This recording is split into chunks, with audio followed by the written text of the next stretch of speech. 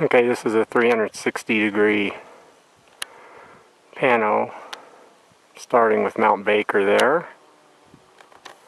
We're just going to pan around, hopefully not too fast this time. The flies are buzzing around. There's buckhorn. See if there's any people up there.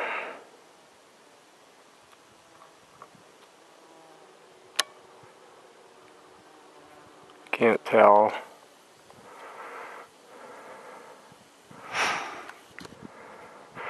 There's a nice little knob on the way to buckhorn. I think that route's pretty much snow-free, but if you look down here, the trail that continuing to Marmot Pass, definitely looks like there's still some snow crossings. Pan out to get these other mountains.